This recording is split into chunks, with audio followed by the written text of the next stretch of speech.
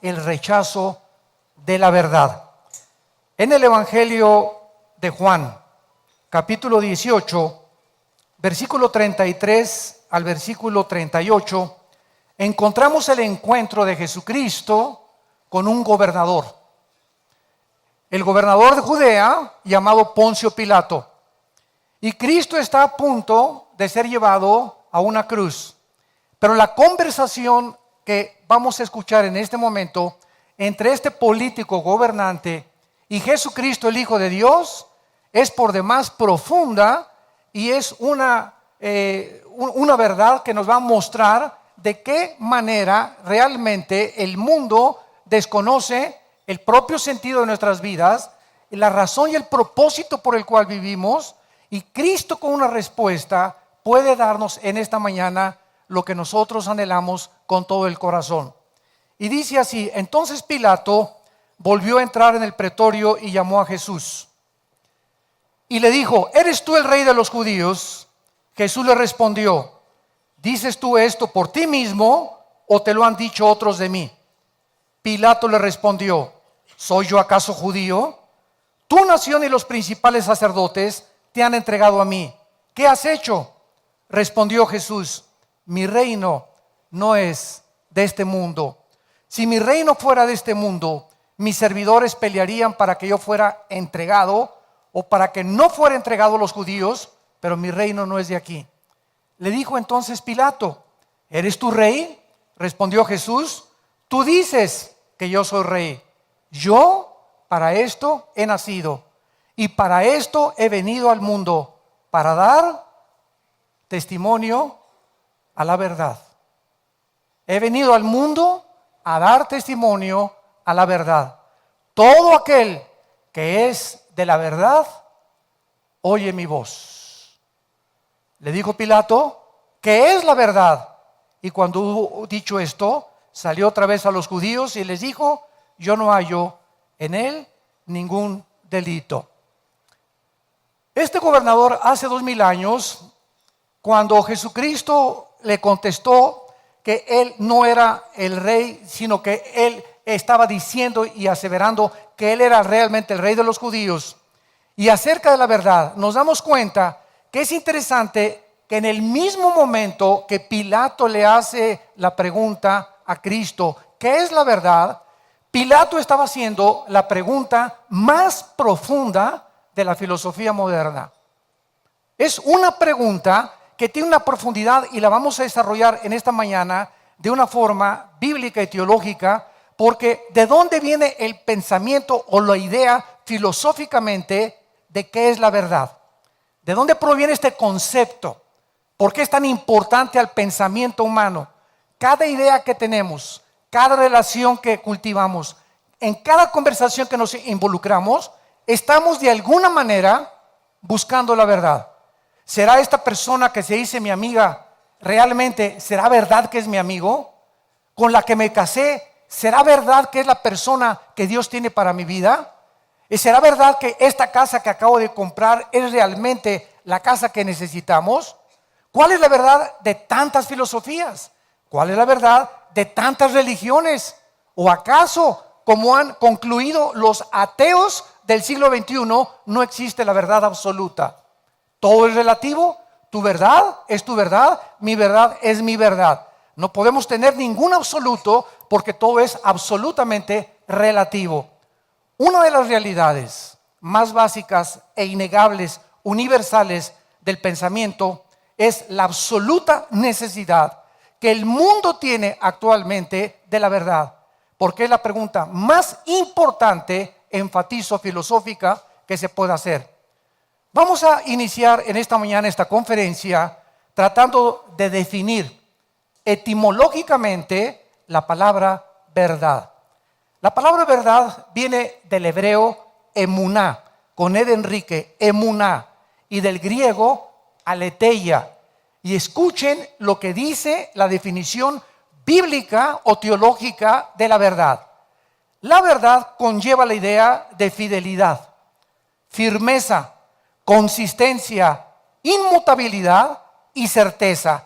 Estas dos palabras realmente significan la realidad en contraste con lo temporal. En otras palabras, vivimos en un mundo temporal. Todo absolutamente a nuestro alrededor es pasajero, todo se va a acabar. Lo afirma la ley de la entropía física, que todo tiene un desgaste, de acuerdo a la segunda ley de la termodinámica. Todo se acaba, todo se echa a perder, el motor de tu carro, tu casa, todo se despinta, estamos envejeciendo, el sol pierde millones de toneladas masa. Entonces, si nosotros queremos abordar el tema de la verdad, no podemos nosotros más que enfrentarnos con una imposibilidad al darnos cuenta que la verdad, escuchen con mucha atención, no la podemos nosotros definir. Porque todo es absolutamente pasajero y temporal y transitorio. Y precisamente el sentido etimológico conlleva la definición de inmutabilidad. O sea, para concluir, la verdad es algo que no puede estar sujeto a cambio. Lo puedes apuntar. La verdad es algo que no puede cambiar, que tiene que ser consistente, firme, estable, inmutable, fiel. Y eso no lo vamos a encontrar en este mundo. Y por causa de esta definición, que precisamente la verdad tiene que provenir fuera de nosotros, Jesucristo baja al mundo hace 2000 años para decirnos: yo soy el camino, yo soy la verdad y yo soy la vida eterna. En otras palabras, cuando Pilato le pregunta a Jesucristo ¿qué es la verdad?, Cristo no le contesta, porque la verdad es una persona. Y esta persona se llama Jesús de Nazaret. Y en él están encerrados todos los tesoros de la sabiduría y del conocimiento humano. Veamos nosotros, por ejemplo, en el libro de Deuteronomio, en el Antiguo Testamento, de qué forma Dios es el autor. Él es el determinador, el origen, el gobernador, el árbitro, el patrón y el juez y el final de la verdad. Dice el versículo 4, Él es la roca cuya obra es perfecta, porque todos sus caminos son rectitud. Dios de verdad y sin ninguna iniquidad en Él, es justo y es recto. Cuando Jesús dijo, yo soy la verdad, Jesús estaba haciendo la aseveración profunda acerca de que Él era Dios. Porque no puede haber una verdad fuera de Dios. Y cualquier enfoque filosófico que se quiera abordar para tratar de definir la verdad o tratar de encontrar la verdad entre nosotros los seres humanos, nunca nos vamos a poder satisfacer. Nos vamos a enfrentar con un mundo de hipótesis, de especulaciones, etcétera, etcétera, como se encuentra actualmente el mundo. Jesús enseñó también en Juan 17:17 que la Biblia es la verdad. Santifícalos en tu palabra, la Biblia es la verdad.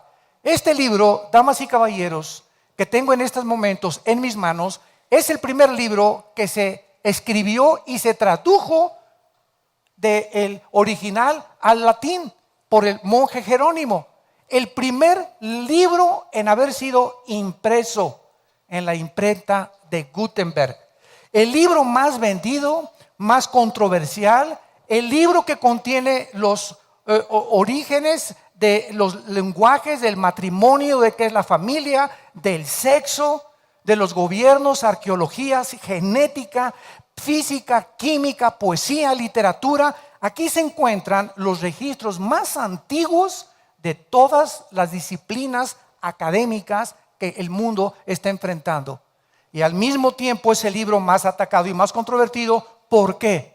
Qué interesante, porque es el único libro que contiene la verdad. Y el hombre, el ser humano, tú y yo, antes de enfrentarnos a Dios, éramos enemigos de la verdad.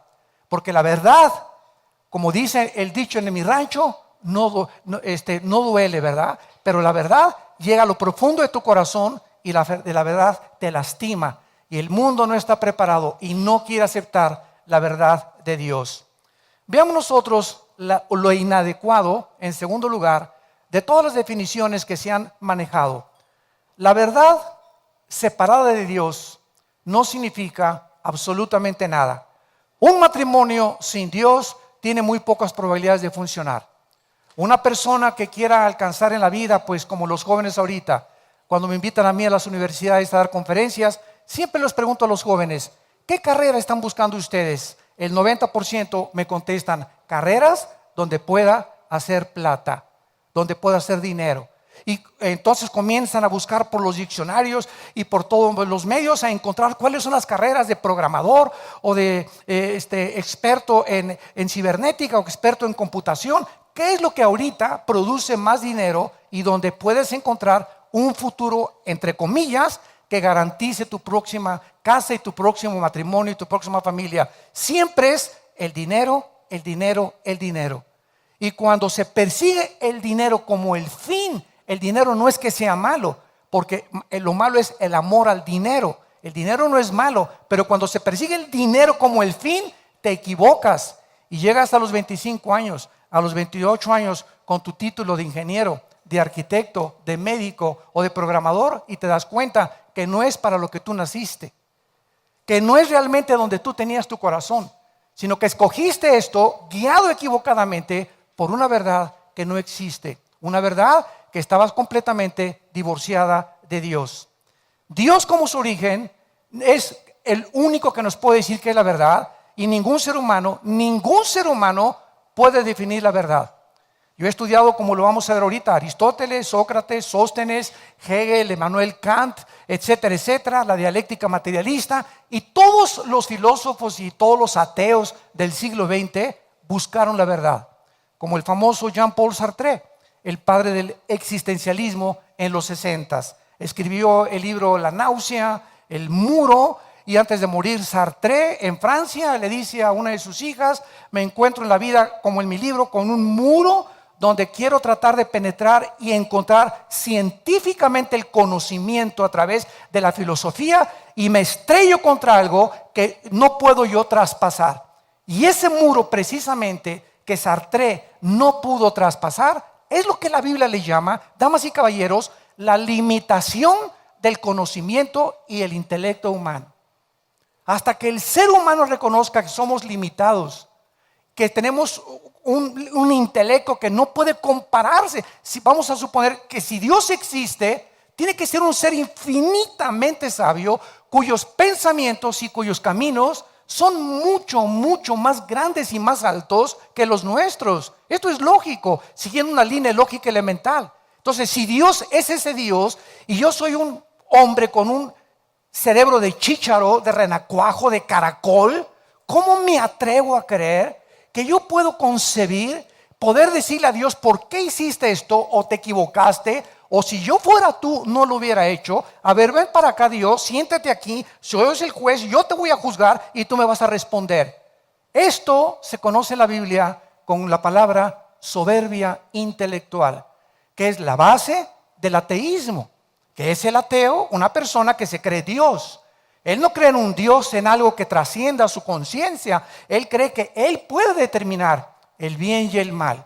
Él puede determinar las reglas de conducta. Él puede decir lo que es bueno y lo que es malo. Eso es endiosarse y es la aberración intelectual más grande que existe en el corazón humano.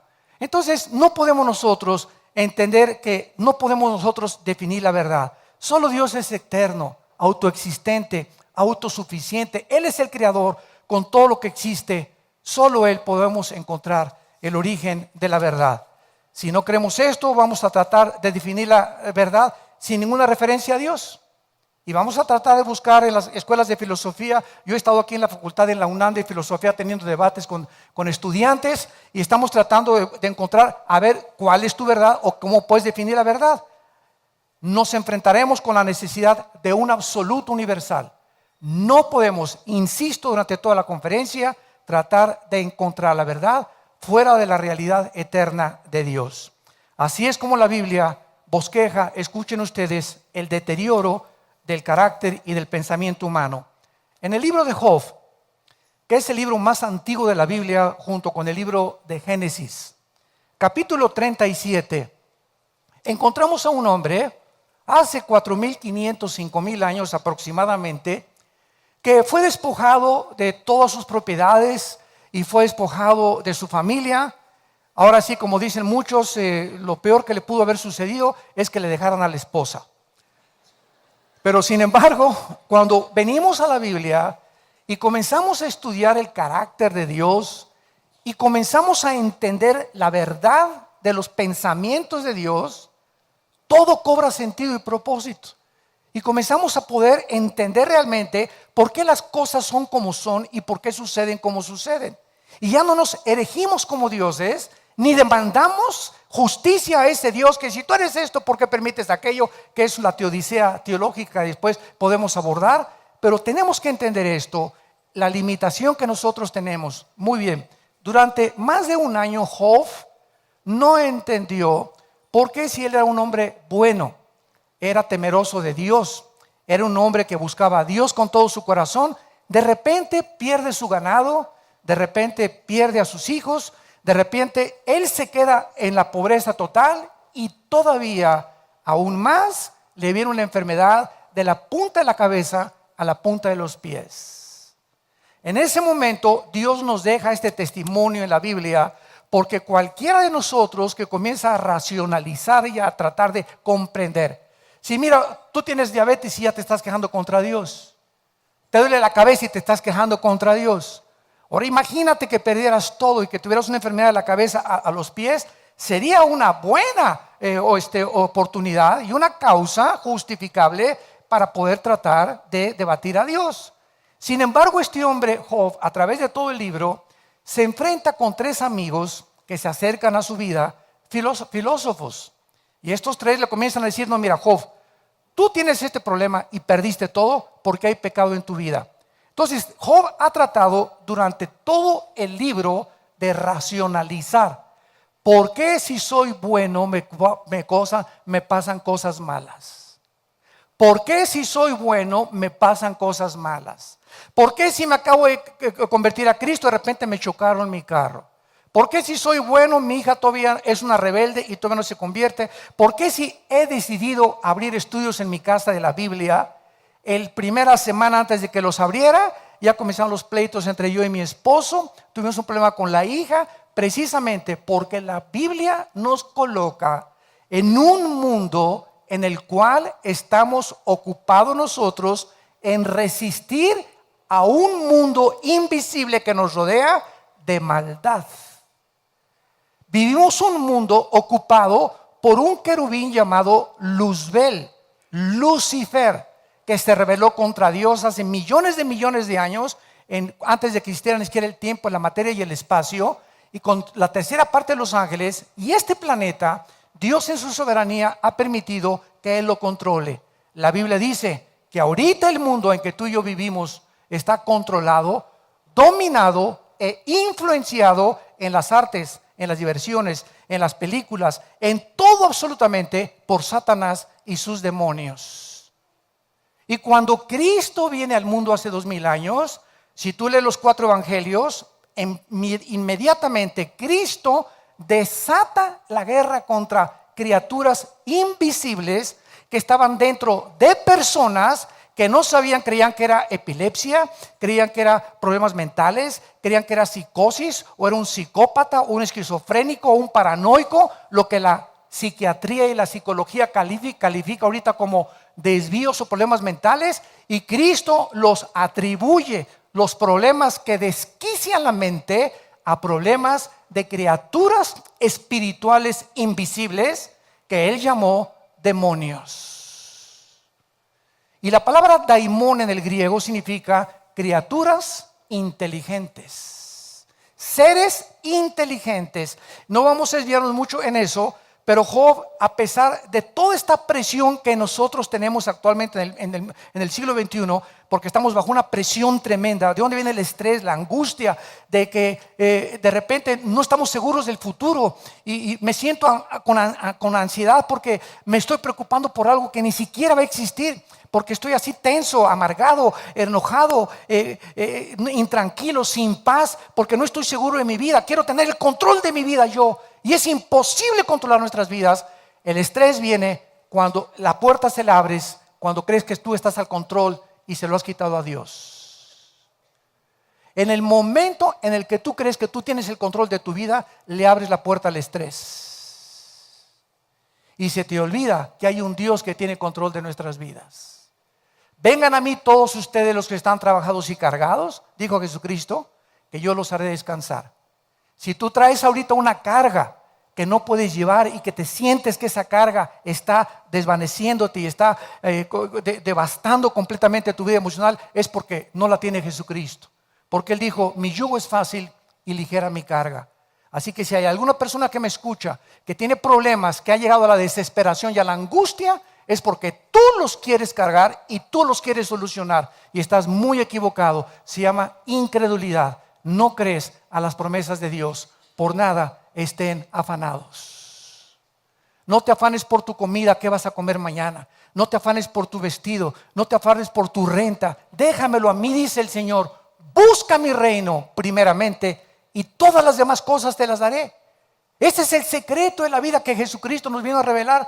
Tenemos una relación con Dios, busquemos a Dios y la relación mediante su Hijo Jesucristo y dejemos que Dios, probémoslo, experimentémoslo en nuestra propia vida. Él tiene cuidado de nosotros. Nunca te dejaré, dice el Señor, nunca te abandonaré, nunca dejaré que te hundas. Te haré que tú llegues al otro lado de la orilla. Te amo con todo mi corazón. Ve la cruz. En esa cruz Dios nos muestra su amor, su infinito amor y el cuidado que Él quiere tener por nosotros. Pero nosotros le hemos rechazado y hemos querido que nosotros tenemos la sabiduría y la verdad para poder solucionar nuestros problemas. Hace aproximadamente 500 años, los filósofos Sócrates, Platón y Aristóteles comenzaron a considerar el problema de la verdad. Pero antes de eso, Job ya había tratado, antes que los filósofos griegos, y en el capítulo 37 de Job, versículo 19 al 20, Job se enfrenta finalmente a su vida con Dios. Y escuchen ustedes esta filosofía de hace 4500 años. ¿Cómo me ha ayudado a mí? Y esto fue una de las cosas que me hicieron a mí venir a Jesucristo. Antes de que yo fuera cristiano, era filósofo y era ateo y comunista y marxista y el Che Guevara, una revolución social, necesitamos cambiar el idealismo de los jóvenes, etcétera, etcétera, y filosofías orientales y el budismo zen y todas las filosofías que hay buscando por todos lados la verdad, ¿qué es lo que le puede dar sentido a mi vida? Y en toda esta búsqueda insaciable llegué a encontrar en la Biblia las respuestas que mi alma y tu alma están buscando desesperadamente para que tengamos paz en el corazón. Y dice el libro de Job 37, 19 al 20, muéstranos lo que hemos de decir, porque nosotros no podemos ordenar las ideas a causa de las tinieblas. Por más que un ser humano trate de entender qué es lo que pasa en el mundo, el origen del universo, quiénes somos, a dónde nos dirigimos, por más que le des vueltas y vueltas y vueltas y vueltas, a través del método científico nunca lo vas a encontrar. ¿Por qué? Porque la ciencia tiene que ser demostrada. Si no es demostrable, no es científico. Nadie supo cómo se creó el universo. Entonces especulamos, teorizamos, pues una explosión y el Big Bang, etcétera, etcétera. Pero no nos damos cuenta que jamás llegaremos al origen de las cosas porque no estuvimos ahí. Nadie te podrá decir quién eres porque el único que te lo puede decir es el que te creó. Dicen en un cuento que venía un hombre en Estados Unidos en una carcachita y se le descompone la carcacha y le abre el cofre y metió las manos y se llenó de aceite, cables y todo y no podía arreglar el carro. Y en eso pasó otra persona en una limusín muy bien vestido con su sombrerito y le preguntó, ¿qué te pasa, muchacho? Pues este coche no sé que por qué no camina y estoy aquí hecho un desastre, tengo 3 horas tratando de arreglarlo.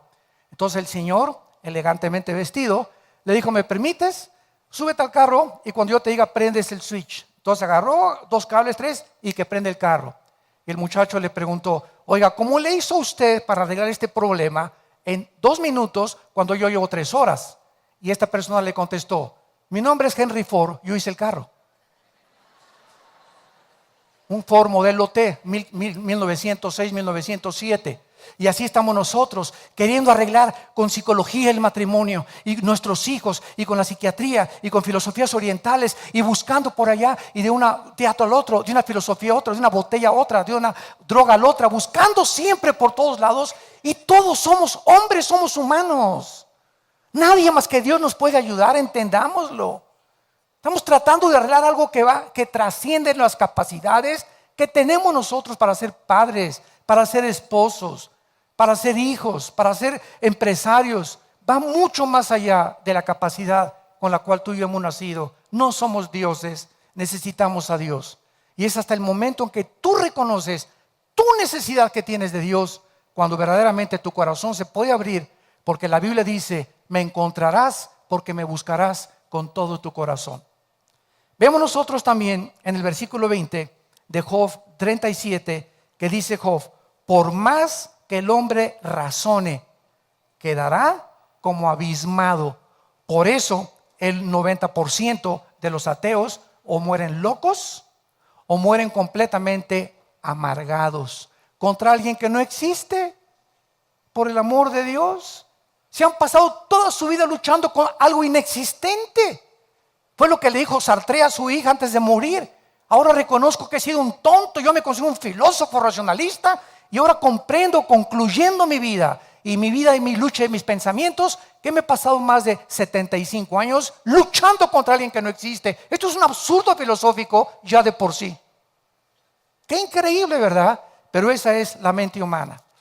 Y también dice en el capítulo 40 de Job, versículo 2: además le responde Jehová a Job y le dice: ¿es sabiduría contender con el Omnipotente?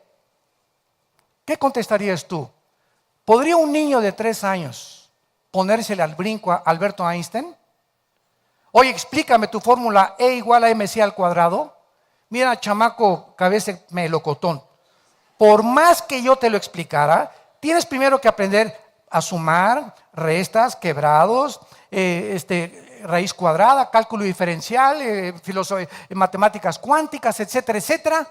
Entonces, ¿cómo es posible que nosotros, con lo limitado que somos, tratemos de contender, de encontrar en nosotros mismos o en hombres como nosotros mismos la respuesta a las preguntas más profundas de la conciencia humana? Y por eso la humanidad es una humanidad como Friedrich Nietzsche, el alemán que influyó el nazismo, el comunismo, el fascismo y el evolucionismo. Bueno, más bien, él fue influido por Carlos Darwin. Nietzsche acabó en un psiquiátrico como homosexual a los 50 y tantos años de edad. El que había escrito Dios está muerto no pudo más que enfrentarse con un muro, como dijo Sartre, y chocar contra algo donde no podemos en nosotros mismos, a través de ningún método filosófico ni científico, encontrar la verdad absoluta de Dios. René Descartes, en el siglo XVII, comenzó, vamos a ver 3 o 4 filósofos como un ejemplo de lo que ellos concluyeron de la verdad. Descartes comenzó a especular sobre la cuestión cómo obtener el verdadero conocimiento. Esta rama de la filosofía se conoce como la epistemología, que es la búsqueda o el estudio del conocimiento y la manera como percibimos todos la verdad. Porque como somos seres temporales, ¿se acuerdan la base donde partimos? La verdad es inmutable. Y como nosotros no somos inmutables, estamos sujetos a cambios emocionales, a cambios químicos, a cambios físicos, a cambios neurológicos, etcétera, etcétera. No podemos mantenernos en un solo nivel. Entonces las verdades cambian. Lo que era verdad hace 50 años, ahora no es verdad. Un ejemplo rápido: Plutón, el planeta, hace 30 años era considerado planeta. Y aparece de repente, compras un libro de astronomía a principios del siglo XXI y encuentras que Plutón ya no, disculpen, nos equivocamos, no tiene las características para un planeta. En 1948, Jacques Cousteau, el gran oceanógrafo francés, metió un aparato al mar y apunta en su bitácora: el sonido no se transmite dentro del mar. Y en 1954, 10, 15 años después, se inventa un dispositivo mucho más moderno, comprobando que hasta las langostas tienen comunicación. Lo que era verdad antes, ahora ya no es verdad, porque no hay una verdad absoluta en el mundo que vivimos, si Dios no es el origen de esa verdad. Entonces Descartes fue un racionalista creyendo, escuchen esto, Descartes creyó que la verdad sería conocida mediante la razón. Y cuando Descartes tuvo un ejemplo de una persona que le preguntó, ¿por qué fumas? La persona le contestó, pues porque me gusta. Y no sabes qué te hace daño el cigarro, la faringe, las encías, la tráquea, los pulmones, los pulmones. ¿No sabes el daño que te hace el cigarro? Sí. Entonces, ¿por qué lo haces? No, chepo. Pues porque me gusta. O sea, mi razón me dice, y los cigarros lo dicen, este producto es nocivo para su salud. Lo anuncian ya las fábricas y nosotros sabemos racionalmente que es malo. Entonces, ¿es la razón la que nos gobierna o las pasiones? No es verdad, se equivocó Descartes y lo descubrió, que es la razón la que gobierna al ser humano. Es las pasiones las que nos gobiernan. Una persona con razón dice, la familia es el tesoro más grande que Dios nos ha dado. Voy a luchar por mi esposa, no importa que se ponga gorda o que no se ponga gorda, o mi esposo que esté pelón, que no esté pelón, pero es el matrimonio en el cual nosotros tenemos que luchar a nuestros hijos. Esto es lo que la razón nos dice. Y de repente viene la pasión, ¿verdad? Y el hombre se va con una muchacha 30 años más joven que él, porque cree que se le alborotó el gallinero, se va detrás de ella y destruye su trabajo, destruye su matrimonio, destruye a sus hijos, todo el ejemplo de sus hijos los echa para abajo, y cuando se muera van a ponerle en su lápida, aquí murió una persona que nació en las tinieblas, murió en las tinieblas y regresó a las tinieblas. Una persona más de las millones, una estadística más de una persona que nunca conoció la verdad. Nunca supo lo que era realmente la verdad y la felicidad. La felicidad no es cuánto tenemos, sino cuánto disfrutamos de la vida. Esa es la felicidad. Y muchas gentes tienen millones de pesos y de cosas y no disfrutan lo que ellos tienen, porque están equivocados en cuanto a su verdad de percibir el mundo. Immanuel Kant viene después de Descartes y demuestra que ni la lógica, ni la experiencia, ni el racionalismo, ni el empirismo podría obtener el conocimiento humano. Para que me entiendan, el empirismo o la filosofía empírica es la que te dice, es la filosofía atea. Yo no creo lo que no veo, lo que no oigo, lo que no huelo, lo que no tiento, lo que no percibo, por mis 5 sentidos. Si yo a través de mis 5 sentidos no percibo absolutamente la realidad, entonces no es verdad. Entonces ellos, los empíricos, hacen a un lado lo espiritual y lo sobrenatural. Para ellos no existen los milagros, no existe un mundo que pueda trascender el de nosotros, porque ellos creen que no pueden creer en nada de lo que no ven, no oyen, no tocan, no perciben. Y este fue Immanuel Kant. El racionalismo y el empirismo comenzó a ser guiado para poder encontrar la verdad, y otro hombre más que fracasa. Y vino Hegel, argumentó que el método de Kant, lo criticó, era inadecuado. Y entonces Hegel propuso y dijo, la realidad es constante, negando que la realidad es constante, o sea, todo está sujeto a cambios. Y Hegel comienza a acercarse un poquitín más a la definición etimológica de la palabra verdad en la Biblia. No podemos encontrar a través de nuestros 5 sentidos la verdad, ni del conocimiento. Vamos a juntar a todos los más grandes hombres científicos, Jack Hawkins, Einstein, Carlos Marx, Charles Darwin. Dime, como dicen en mi tierra, el gallo giro que tú quieras. Tráeme tu gallito. ¿Quién es tu escritor mejor que me pueda citar? Platón, Sócrates. Tráeme al que quieras y ponlos junto a Jesucristo. Ni comparación. Tráeme todos los libros sagrados que quieras, el Tripitaka de Buda, los Vedas de los persas, el Corán de los musulmanes, el libro del Mormón. Tráeme todos los libros que tú consideres sagrados y comparémoslo con la Biblia junto. Ni siquiera ninguno de los libros que tú me puedas traer se pueden comparar con el conocimiento y las evidencias tan grandes científicas que tiene la Biblia del ser humano y del universo. Es la palabra de Dios, y eso es lo que debemos amar con todo el corazón, la palabra de Dios.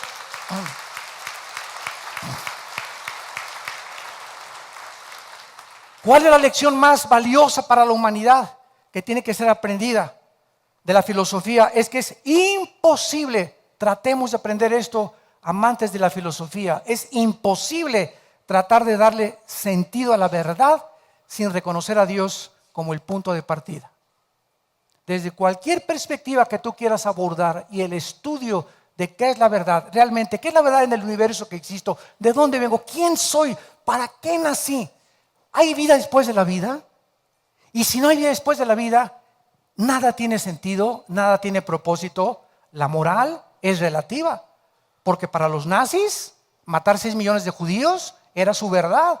Cuando los trajeron al juicio de Nuremberg, 1947-48, les demostraron que la conciencia la habían violado, porque abusar de un grupo étnico como los judíos, no importa que o musulmanes o negros o mexicanos o chinos o lo que sea, cualquier ser humano que se erija superior a los demás es un hombre que ha perdido completamente la brújula de la verdad.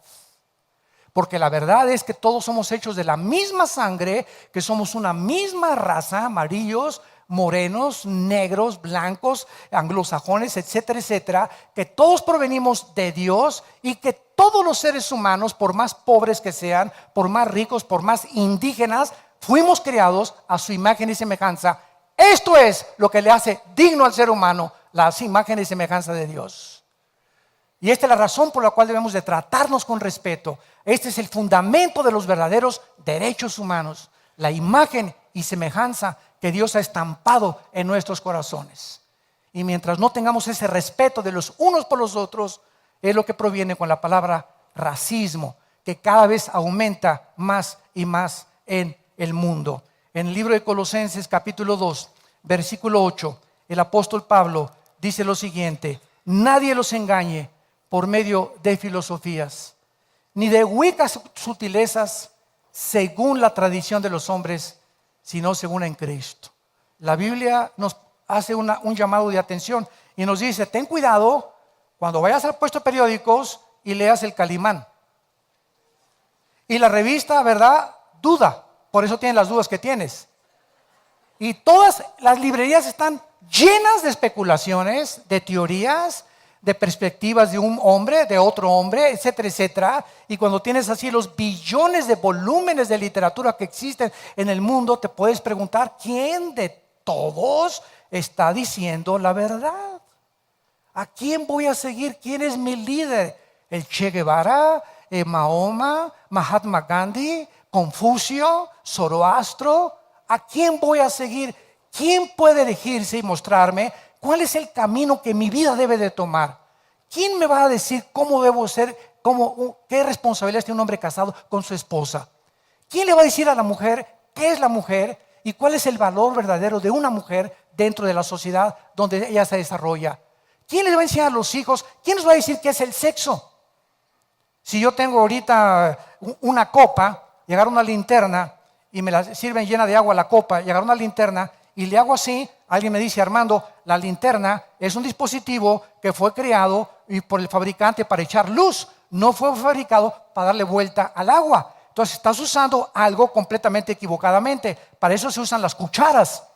Y por eso los jóvenes, como no saben para qué se usa el sexo, ni la gente sabe para qué sirve el sexo, lo estamos usando fuera del matrimonio de una forma completamente prohibida moralmente por la Biblia y por Dios, sin saber que detrás del mandamiento no cometas inmoralidad se encuentra el amor de un Dios, que Él sabe las consecuencias tan graves que nosotros vamos a recoger cuando usamos el sexo indiscriminadamente. Solo Dios nos puede decir qué es el sexo. No me vengas por favor con el sexólogo de tu familia, o en la televisión el doctor sexólogo. ¿Y ese de dónde lo sacaron? ¿Él inventó el sexo? Creo que el que inventó el sexo es el único que nos puede decir para qué sirve el sexo, cuándo debe usar el sexo y por qué nos dice Dios: no lo uses fuera del matrimonio. Él es el Dios que nos creó a su imagen y semejanza. Y cuando nos sometemos a sus leyes, podemos encontrar una vida completamente de paz y de completamente tranquilidad. La guerra contra la verdad no es nada nuevo, damas y caballeros. Comenzó hace 6,000 años aproximadamente en el huerto del Edén, cuando la serpiente le dijo a Eva, la mujer: el día que comas de ese árbol del conocimiento del bien y del mal, serás como Dios, sabiendo el bien y sabiendo el mal. En otras palabras, tú no necesitas a Dios para decidir qué es bueno y qué es malo. Y esta es la razón por la cual la humanidad se encuentra ahorita en la depravación moral en que se encuentra. Porque ahora ya la sociedad está aceptando que un hombre se case con un hombre, que una mujer con una mujer, y llegando al descaro, a la desfachatez y al síntoma más grande de descomposición social, que una pareja de esta se atreva a adoptar un niño. Destruir psicológicamente un niño es un crimen, es el más grande de acuerdo a Jesucristo. El que tropiece a un niño, dijo Cristo, que se amarre una piedra en el cuello y que se eche a un río. Es destruir para siempre la vida de un niño. ¿Con qué derecho? Hagan ustedes lo que quieran, no se metan con la adopción de los niños. ¿Quieres vivir con un hombre? Ve con un hombre y revuélcate con un hombre, pero no metas una criatura en medio de su porquería en la que están viviendo. Esa es la palabra de Dios y Dios sabe por qué lo está haciendo. Ahí viene la lucha entre la verdad y la mentira. ¿Se dan cuenta? La verdad duele. La verdad es directa. Y la verdad nos mueve en el mundo que hemos creado nosotros y que percibimos que es mejor. Y cuando alguien me dice, ¿estás mal? No, yo no estoy mal. Y no me conviene aceptar ese Dios porque yo tengo mis mandamientos. Si me someto a sus mandamientos, me estás diciendo que ya dejo yo de ser Dios. Eso es exactamente lo que Dios te dice en esta mañana. Ríndete y arrepiéntete de tus pecados. Y entiende que tú no eres Dios y que necesitas mi poder para transformar tu vida y mostrarte el camino, la verdad y la vida. La lucha entre la verdad y la mentira, entre el bien y entre el mal, entre la luz y las tinieblas, entre la seguridad y la duda, entre la fe y el temor, entre la santidad y el pecado, entre lo falso y lo verdadero. No hay más que dos luchas, dos titanes en el universo, y aquí mi mente y tu mente es el campo de la batalla. Aquí en nuestra mente es donde se libra la guerra entre la verdad y la mentira, entre la luz y las tinieblas. Y tú fuiste y yo fui creado como un agente moral responsable de las decisiones que tomamos. Cada decisión que tú tomes en tu vida, cada cosa que tú hagas en tu vida tiene consecuencias para bien o para mal. Recuerda eso, porque lo que sembramos lo recogemos tarde o temprano. Y es esta guerra la que tú y yo tenemos que decidir, pidiendo auxilio y gritándole al que nos creó: reconozco que no soy Dios, que te necesito, Señor. Mi familia te necesita. Quiero tu guía, quiero tu dirección. Quiero amarte con todas las fuerzas de mi alma. No quiero pasar aquí en la vida como los animales, sin ningún propósito después de la vida. Cristo resucitó de los muertos y nos trajo la esperanza, la firme convicción de que la vida trasciende esta vida.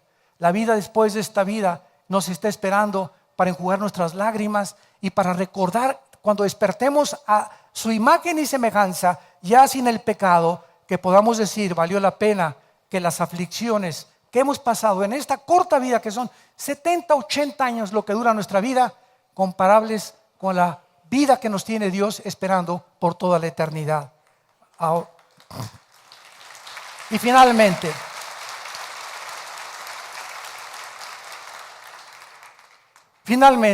este es, damas y caballeros, el mensaje que el mundo necesita. Es el mensaje que necesitan los políticos. Yo el otro le decía a mi esposa: si tan solo los gobiernos entendieran la necesidad que tan grande que tienen de la iglesia. Porque el gobierno no puede cambiar el corazón de los hombres. El gobierno está establecido por Dios, los gobiernos civiles, para frenar el mal a través de castigos, cárceles, etcétera, etcétera. Pero la iglesia, el mensaje que tiene la iglesia es el único que cambia el corazón humano. Y cuando el gobierno entiende esto, que la iglesia tuviéramos más libertades de predicar el evangelio más abiertamente, los ciudadanos pagarían sus taxes, sus impuestos, serían mejores padres, habría menos delincuencia, etcétera, etcétera, porque es lo que finalmente cambia al hombre. Tú encierras a alguien 30, 40 años en una prisión y son centros y escuelas del crimen. Nunca jamás se ha rehabilitado nadie dentro de una prisión. En la Biblia no existen las prisiones, existían las ciudades de refugio, porque es el mensaje del evangelio el que transforma el corazón. Y cuando predicamos el evangelio y la gente cambia, el gobierno trabaja libremente. ¿Por qué? porque los ciudadanos estamos haciendo todo lo posible para que nuestro México lindo y querido, y Honduras o Guatemala o lo que sea, puedan surgir del estancamiento a donde nos hemos estancado por causa del pecado, de la corrupción, de la maldad y porque nos hemos erigido como dioses. Ese es nuestro mensaje. De tal manera amó Dios al mundo que ha dado a su Hijo unigénito, para que cualquiera de ustedes que en Él crea no se pierda, mas tenga la vida eterna. Dios cuelga a su Hijo en una cruz y le permite que le pongan espinas y clavos en sus manos, y hecho un guiñapo humano. Era irreconocible. Dice en Isaías 52, 53 que Cristo en la cruz era irreconocible. Su madre, la Virgen María, al pie de la cruz, no lo podía ni siquiera reconocer, que no tenía ya los tejidos subcutáneos, era sangre por todos lados, latigazos por todos lados, y en este estado de agonía, Él grita todavía y le dice a su Padre: perdónalos, porque no saben lo que están haciendo. Y Él estaba hablando de los romanos, que eran simplemente siervos del imperio romano. Ellos no sabían quién era el Hijo de Dios. Y así hay mucha gente que no sabe quién Él es, el Cristo. Y nuestra misión es al mundo, comenzamos con nuestra familia, con nuestros hijos, con nuestros familiares, darles este mensaje de esperanza, este mensaje de poder, que tú no tienes por qué vivir una vida miserable, de estrés, de ansiedad, de amargura, de culpa, de condenación, porque ninguna condenación ni culpa hay el que ha sido lavado con la sangre del Hijo de Dios. Y tú en esta mañana puedes ser lavado con esa sangre y aceptar a Cristo como tu Salvador. Somos embajadores de Cristo y estamos llamando al mundo que se reconcilien con Dios.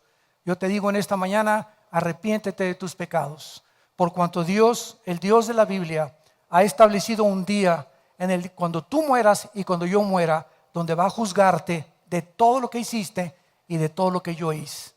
Cuando yo esté en ese juicio de Dios, podré ver la cruz y Dios me dirá: tú aceptaste lo que mi Hijo hizo por ti, estás perdonado, no hay condenación para tu vida.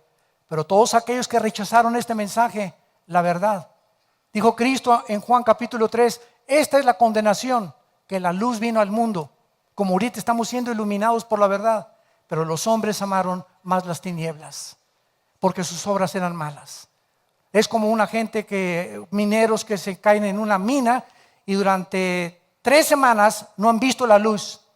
Imagínate que de repente se abre un hoyito arriba y entra un rayo de luz. Cualquier persona que voltea allá adentro, los mineros, y vean la luz, se quedan ciegos, porque su retina se había acostumbrado a la oscuridad. Él necesita que la luz comience poco a poco a iluminarlo, pero no verla directamente. Por eso nadie puede ver a Dios. Nos dejaría ciegos espiritual e intelectualmente. Entonces esta luz viene progresivamente en tu vida cuando aceptas a Cristo y comienzas a ver que ya entiendas la Biblia y le das la vuelta, y sin que te des cuenta ya tienes un año en Cristo y tienes una paz que nunca te pudiste explicar, tienes un sentido en tu vida, tu matrimonio comienza a cambiar, nuestros hijos comienzan a cambiar y nos damos cuenta que Jesucristo vive. Él vive y Él es la razón por la cual nosotros vamos a vivir también. Si Él no hubiera resucitado, no habría para nosotros ninguna esperanza, ninguna esperanza. ¿Cuántos de ustedes quisieran en esta mañana?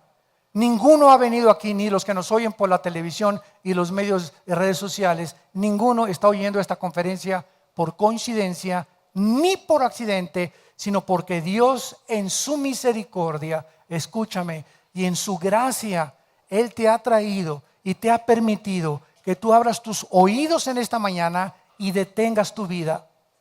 Ya pongas un alto a tu manera de vivir y te regreses a Dios, reconozcas que lo necesites, te arrepientas sinceramente de tu vida y abraces la cruz. Porque este es el mensaje que es el que va a transformar completamente tu vida, tu familia, tu trabajo y tu futuro. ¿Cuántos de ustedes quisieran en esta mañana abrirle su corazón al Hijo de Dios? Les pido por unos instantes que inclinen su cabeza. Los que gusten, así con tu rostro inclinado, dile a Dios estas palabras. Con todo tu corazón, lo más sincero que tú puedas hacer. Dile: Señor mío y Dios mío, Te pido perdón por mi vida, por mis pecados. Reconozco que he vivido en las tinieblas, haciendo mis propios mandamientos y mis propias reglas para vivir. Ahora comprendo que te necesito, que tú en esa cruz diste a tu Hijo unigénito, Jesucristo, para que con su sangre, con su vida, Él pudiera pagar lo que yo nunca hubiera podido pagar con mis buenas obras. Porque ahora comprendo que es por la gracia